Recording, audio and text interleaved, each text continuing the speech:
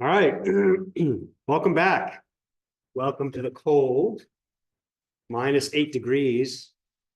What it felt like. My family is right now in 84 degrees, so there's a 90-degree delta between where they are and where I am. So I hope you feel glad that I'm here with you suffering and not.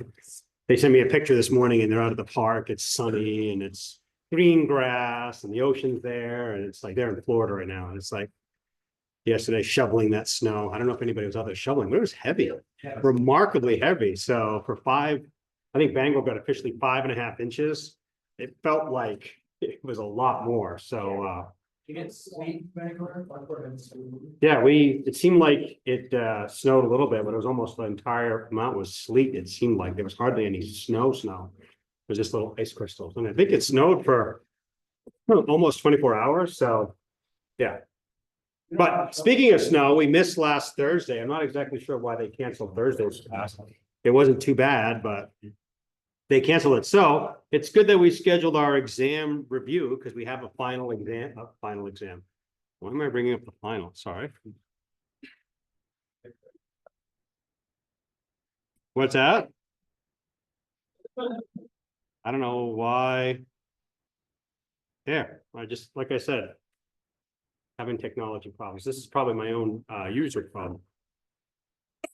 So exam one's tomorrow during your normal exam, your lab period. I'm not going to be there for the first little bit. Normally I try to be there exams as much as possible, but my dad has an eye appointment in Portland that I have to attend at 1 o'clock. So I can't be at two places at once. My goal is if his exam goes for an hour, I might be back around, was it from Portland or 2.5 hours, give or take? No, that's like 2 hours to Orno? how do you drive? Yeah. I drive Maybe 2 hours. reasonably. I say, make sure, you keep in mind there's traffic and construction. And so I was estimating 2.5 hours to Orno. So I guess I live in Brewer. 2 hours to Portland? Okay.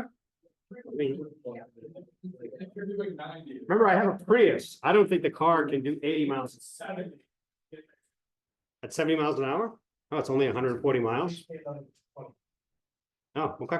Well, maybe I'll be back at 4 then if his appointment ends at 2. So, but anyway, I apologize. I hate to miss him, but this is the second makeup because I wasn't at his first eye exam, so they got him all the way to Portland, and then they sent him home because the power of attorney wasn't there. So nobody told us that. I would have attended that one if I needed to. So they set this one up, and so I'm going to be there tomorrow. But Mark's going to be there. He's got the exam. I've gone through it with him. So if he has questions, he also has my cell number. So if really push comes to shove, you can go from there. But with that being said, by 5 p.m. tonight, if you want to take the exam remotely, highly suggest you get to me by 5 p.m. If it's literally 2 hours, I'm going to give myself a little bit of leeway. Maybe I'll leave at 10:30 tomorrow. So if you try to get me in the morning before I take off, I might not be able to get you in. Normally, it's no big deal. I can add you up almost to the exam, but I'm going to be in a car. I don't know how much internet access I'll have. So for what it's worth, if you want to be able to take the exam online, you should notify me by 5 p.m. today. Okay. All right. So what are we going to focus on? Item number 1 is basically what we did last semester. It's utilize Laplace to simplify solving differential equations. That's all it is, right? That's the whole semester, really, for last semester. And the introduction, at least for the first few sessions, where we talked about how to solve these differential equations using Laplace. That's the purpose of doing Laplace. So why we're doing so much time on it is because we've started to see a little bit how we could solve for mechanical systems, right? We did linear and rotational mechanical systems. If we really wanted to push, we could actually do some chemical systems as well. You can even do civil systems as if you want to. So you can really get into a lot of utilization for Laplace to simplify that. So we really need to have a strong foundation of doing Laplace. So we're going to go ahead and just provide a really, simple, basic, here's Laplace, be able to use it. That might include doing inverse partial fraction expansion or partial fraction expansion to take an expression and bring it back to the time domain, right? Because we live in the time domain. And what we want to do is we want to be able to get our solutions back in the time domain ultimately so we can display them. So that's the first key part that we discuss. Transform analysis. And so with transforms, the advantage is we no longer have to multiply or multiplex or do convolution of systems. We can just simply multiply them like normal, like we would ever do. So with transfer functions, we can go ahead and find a block diagram representation of a small part of a system. Could be a resistive circuit or an electric circuit. It could be a mechanical circuit. And we can come up with a simple model of an op-amp. We've been doing a lot of op-amp stuff. So take that op-amp representation and take a piece of that and come up with a transfer function of that in the Laplace domain.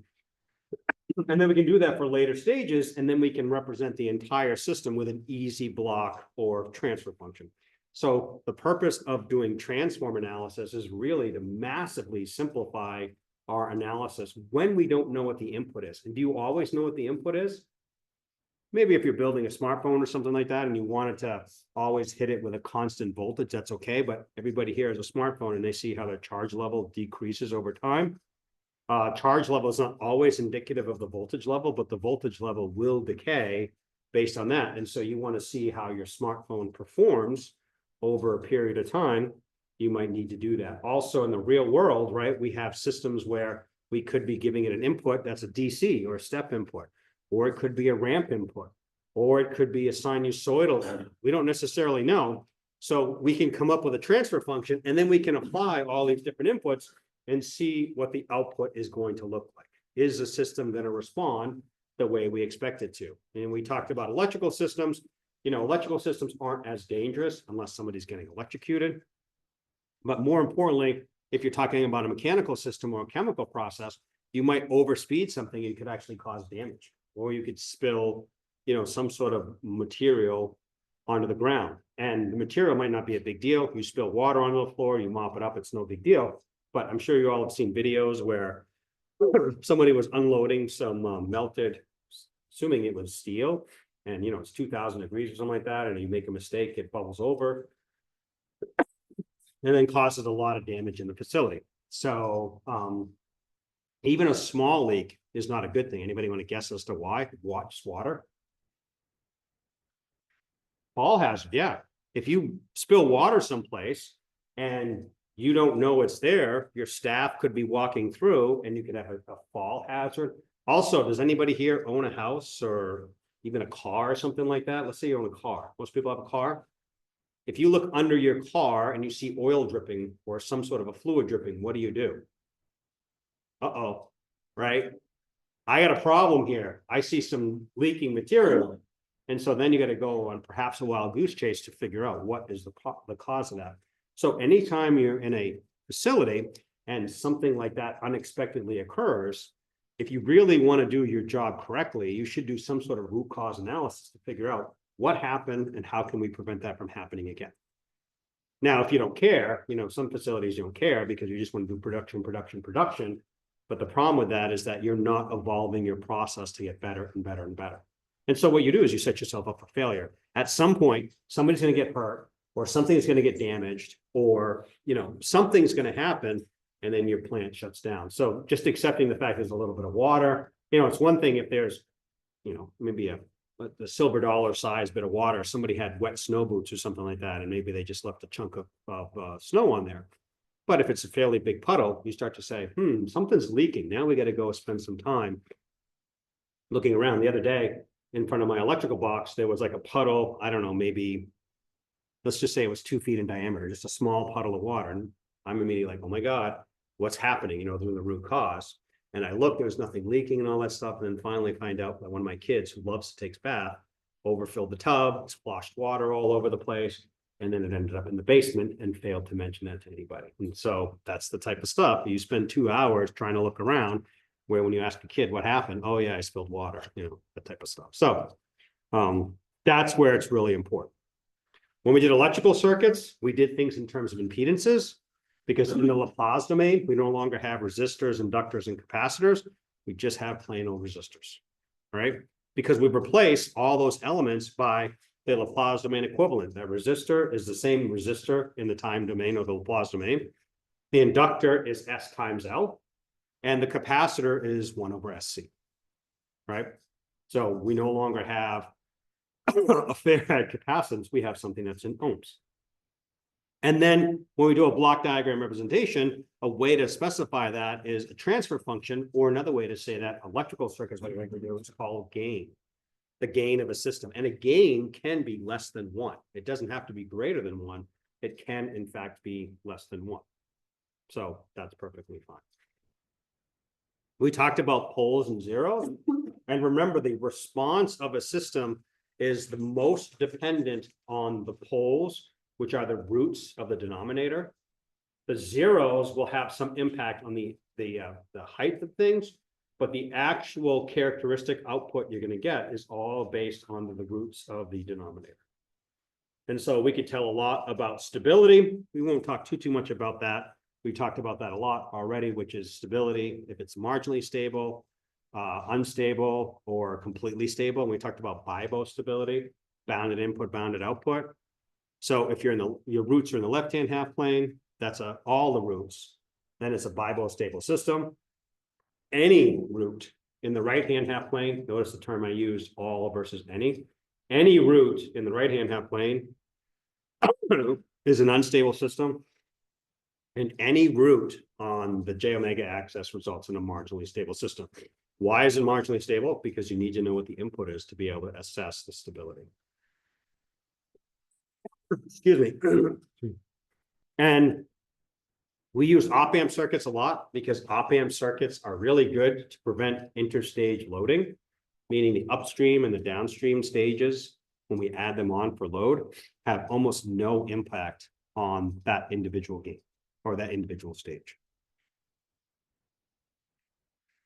If we like writing differential equations, we certainly can do that. So we can do everything in the time domain and come up with a differential equation representation, but we still don't want to solve these equations using ordinary differential equation approaches. So what we end up doing is take these to the Laplace domain. Ordinary differential equations, if you remember, they're essentially, you only have one variable, y, the output is equal to a bunch of y derivatives or integrals, which is equal to perhaps adding an input value to it, okay? So we're not adding all these different input signals or anything like that to end up with a differential equation. We also wanted to go ahead and develop a transfer function from our differential equation. And so what we've done is we've ignored initial conditions. If you remember when we did that development, we saw that we had a bunch of initial conditions that always ended up in the numerator of our transfer function. So again, they don't really affect the characteristic operation of our system. So we can just go ahead and focus on those or ignore those, I should say, and leave them out.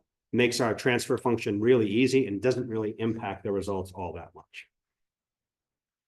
We'll be doing a lot more with block diagrams and figuring out how to combine them or how to set them up. I think in the next bit of material that we get to. This is a review, item number 4. Here are the conversions. My capacitor, this is 1 over SC in the Laplace domain. My inductor is just S times L in the Laplace domain. And my resistor is just R.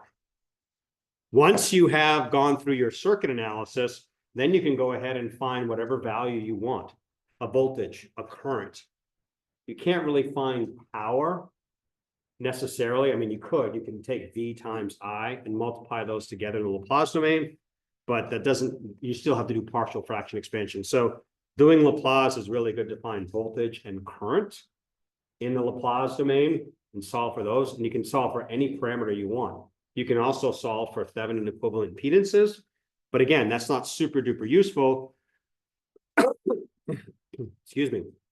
Because in the time domain, we don't use a lot of those particular values. And what I'm saying is that if you're in the time domain, you have to take derivatives and integrals. You can't just go ahead and do it as an impedance.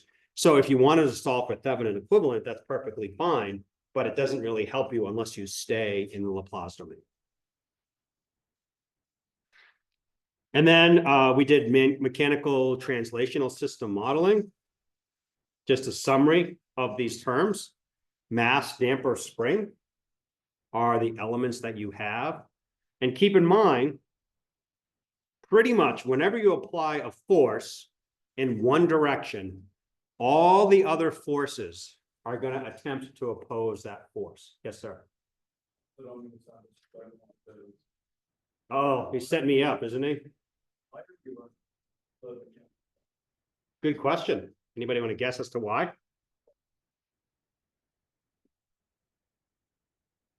Nobody wants to guess? Okay. I'll ask you, I'll answer your question with a question. What are you gonna do for the rest of your life? What's your job gonna look like? Is it always gonna be in IT and programming? Is that a yes? That's gonna always be SCADA? You're never gonna deviate from SCADA?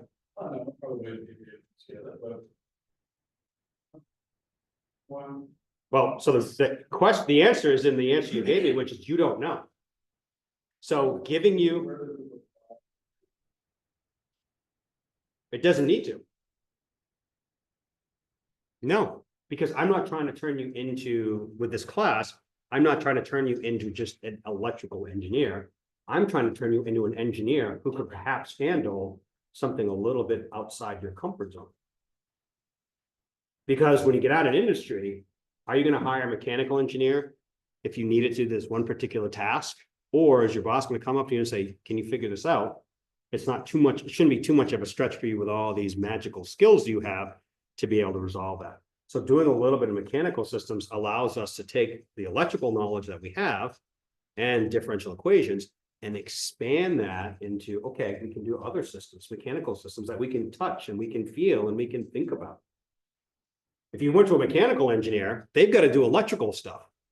They have a much harder time doing that than we do going mechanical systems, because if I push a car or if I do this, I actually can feel it. I can see what's happening. I can understand it. But those electrical systems for mechanical engineers, they have the same problems. And so we're trying to make it so that you're sort of not a jack of all trades, but somebody who has some extended ability to be able to do just outside what you've been exposed to. So that's the real reason why we do a lot of stuff. You take project management with Jude. Why do you do project management? Not saying anything derogatory about the class. It's a great class. But are you going to be doing project management when you get out of industry? Maybe. You don't know. And so I tell this to all the students, which is take a look at the EET curriculum. You're taking a lot of classes. You're like, what? Why? Why do I have to take a class on that? Because your careers, 40 years, hopefully, or maybe not hopefully, if you're a fire person, you know what fire stands for? Other than it burns you. Financial independence, retire early. It's a movement. People are saving like 80% of their income to go ahead and retire at the age of 40. So let's just say that you're going to be more traditional and you're going to probably work for maybe 40 years, 62, 63, hopefully. And so what your career path is going to look like between now and then, you have no way of knowing. I have no way of knowing. So we try to give you a broad set of skills so that when you get out in industry, as your job, your career changes, which it will certainly change. You hope it will too, because, and I'm not picking on you, Noel, but if you just did SCADA for the rest of your life, what's that? You would get bored and you probably wouldn't get paid that much. Part of your job is to pick up new skills because you become more valuable to the company. Some of those could be technical, some of those could be management, like in the case of project management, where you can do more, specialized things for the company that have a lot more value. Why do they have more value? Because a lot of people can't necessarily do those. And so you're picking up these other skills to be able to do that. It's the same thing with mechanical systems, being able to take the knowledge that you have and then applying it to other systems and seeing if you can get results that are reasonable. That's the reason why. We don't spend a ton of time on it, but this whole controls stuff, the controls 1 and controls 2. The first one is, introduction to Laplace, which if you think about it, you almost don't need to, because if you just live in AC circuits, you really don't need to do a lot of Laplace. But then the application of these things is another thing, like, well, if I'm not going to be doing a lot of Laplace, why do I need to do it? First thing, if you go way back at the beginning of the semester, you remember what I said? passing the FE is a pretty nice thing to have under your belt. And what did we say? They were like up to 13 or 15 points that you could get if you can understand the controls. So that's one part of it. This is considered the fundamentals of engineering. And then the other part is giving you that broad foundational ability to be able to apply these to all different skills. Because you never know when you're going to need them. If you're in a paper mill or a power plant and somebody's having a problem, and you can say, well, maybe the turbine isn't acting because the governor is not responding because something's wrong with this valve. The person who hired you to test the electrical systems, it's like, wow, let's go take a look at it. And if you solve that, you end up bringing a lot of value to your company. So that's a lot of the classes, especially the higher level classes. We start to get more generic if we can, if all possible. Does that answer your question? It's a long-winded discussion, but the other thing too, and hopefully you realize these things aren't that hard. Maybe they seem like it a little bit, but they're really not. I'm not asking you to go back to physics and get into a lot of detailed physics. I'm just saying, here's mass. It's m times s squared xs. Here's the damper. So just applying these equations. And since these forces will always oppose, the only thing you need to do is if you have a difference in velocity or position, you just have to think about what's the direction that's going to oppose. So if I oppose a force in this direction, if I apply a force in this direction, my spring is going to oppose it by elongating. So it's x1 or x minus its zero position is how it's going to have an opposing force. So it's always going to be opposing. That's essentially how you do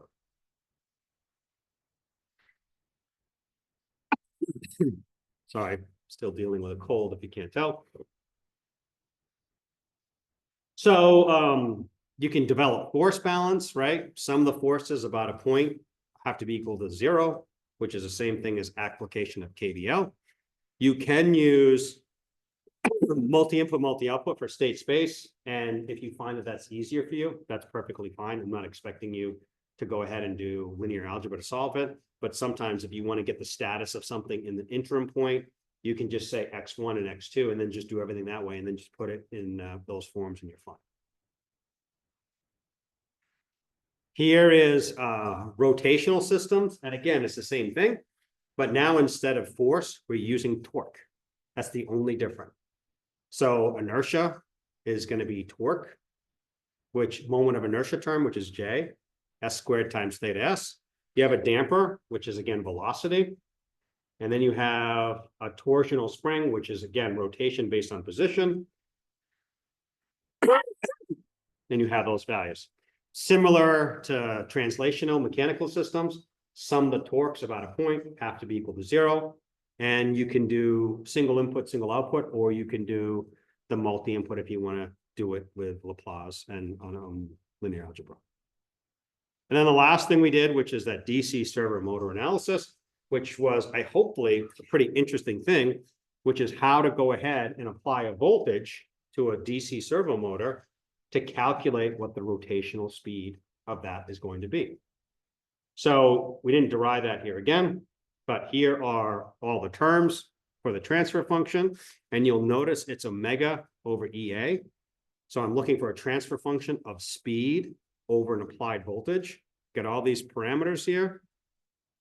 These are our parameters, RM, LM, EA, KT, KM, moment of inertia, and then B, which is our damping coefficient.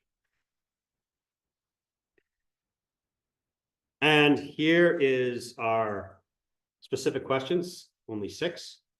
First one is another way to say most likely do partial fraction expansion, right?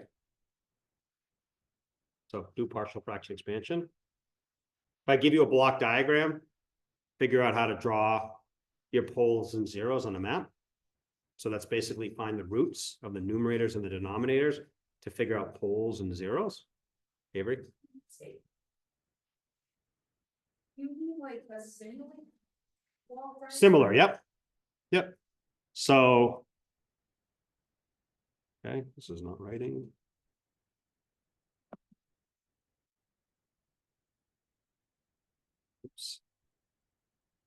I don't know how to force it to stay in draw mode. Anybody know how to force it to stay in draw mode? Because once it does drawing, it switches back to this. Let's see.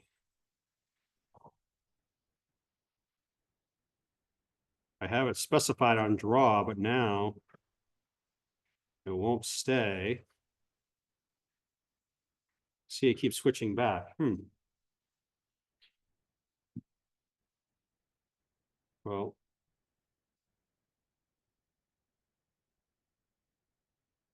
I guess I'll have to do annotate here. So here's a block diagram where you have a numerator and a denominator, and then in cascade with it, you have another numerator and denominator. So the overall block diagram transfer function would just be multiply those two together. And then here are the roots or the poles. And here are the roots or zeros. So on the top are the zeros. And on the bottom are the poles. So it's just basically taking up, like if we had 10 op-amp stages, each op-amp would be modeled as one stage. So given an electrical circuit, develop the transfer function.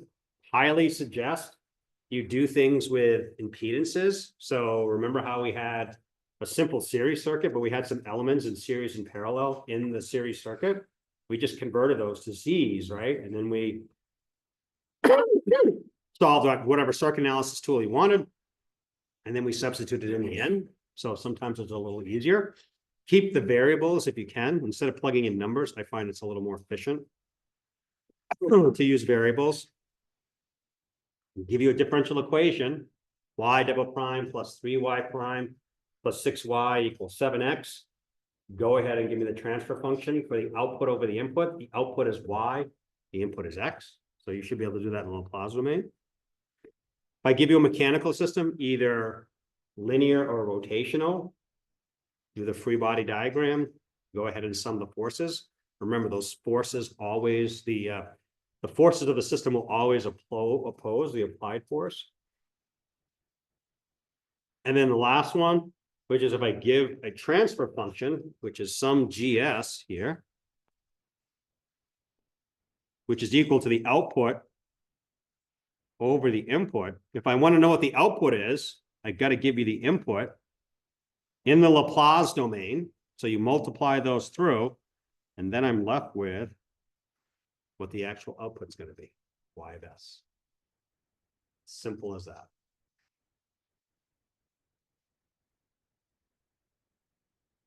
And that's exam 1. Questions? Yes, sir. Just curious, like how much does this simplify, like simplifying matter? Like, do you want us to fully like go all the way out and leave like 1 over something over another, like 1 over? My preference is not to leave fractions within fractions. So if you can simplify beyond that, at the very least, show the base, make sure you're clear, showing like what your initial answer is, and then try to show your workout. I mean, if it takes it might take too much time, but you might be prone to error.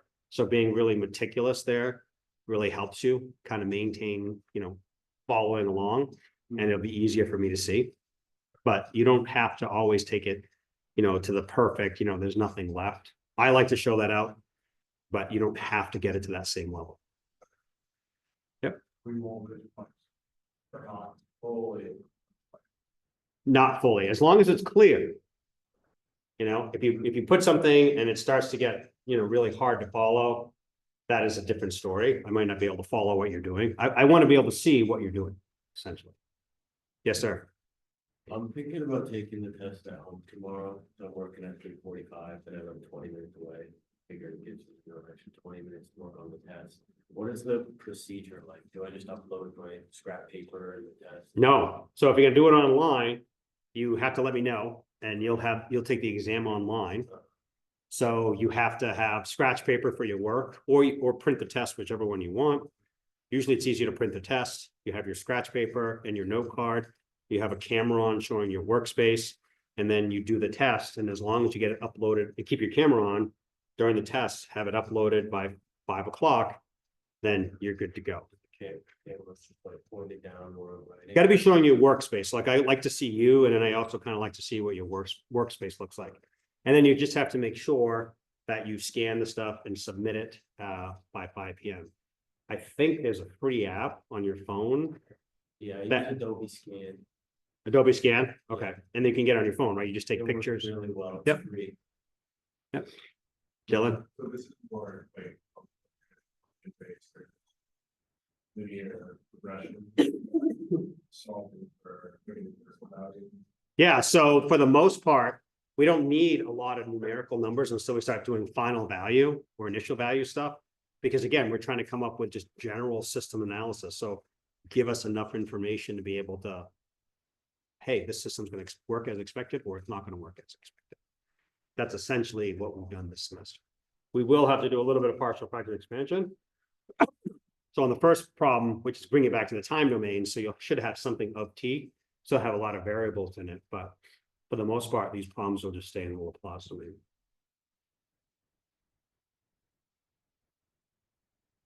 Yes, sir. Two questions. So these all like linear rotational, one apple, so don't you that really also part of the It's linear or rotational? No, because that's probably just plug and chug. You know, you'd have to formula memorize, and that's not really understanding anything. That's just plugging in a bunch of values. Yeah. Same as last semester, no card. Double-sided, yep. I think that's in the syllabus too. I think it says that.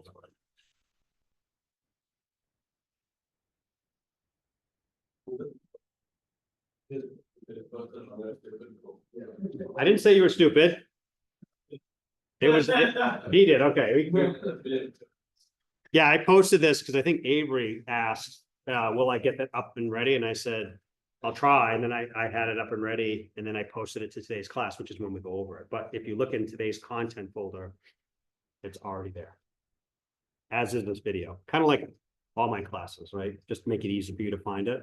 Although it could be annoying, you know, maybe it's hard because there's a lot of classes, but I try to put the class date. And then any material we covered, I try to put that in the folder so it's easy to find. So what I would suggest you do is, you know, take notes and date them, and then you can say, see video or see this, or mark things down. It just makes it easier for you to track and find the information. Other questions? Yep. I think homework number 2, where we were using a transfer function and we were able to find the output. Homework number 2.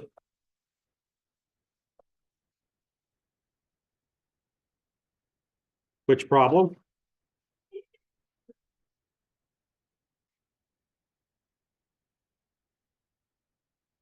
Yeah, so it's the solution at the bottom where it says 4dx squared over d.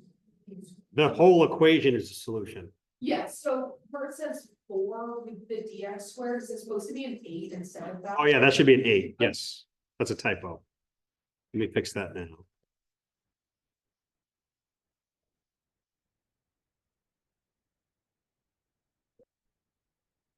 That should be 8. The problem of it, that's supposed to be 6x plus 4, when the plus 2, Yep. that started me off right about. Thank you.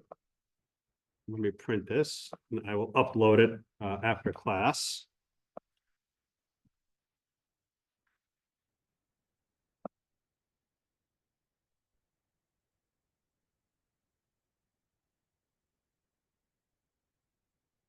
I'll upload it after, but I just want to make sure I print it so I don't forget. Other questions?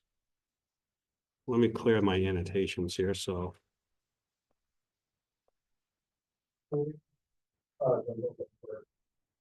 Homework 3? Yep.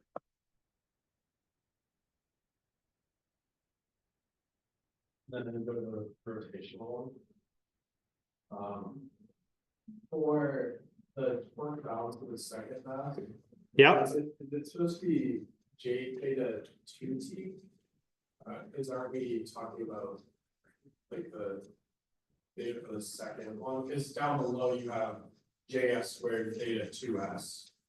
Yes, because it's all relative to that. So yes, that should be theta 2.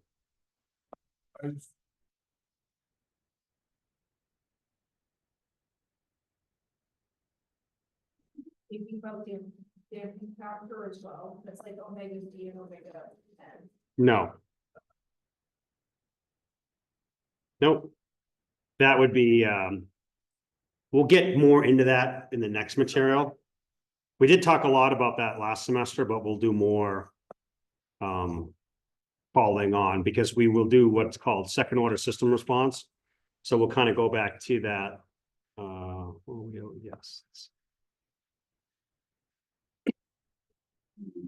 So we'll get back into that at that point, not today, or not for this exam. We really have to kind of reintroduce second order systems because there's a lot of design characteristics, and so we kind of go back through that and make sure everybody gets it.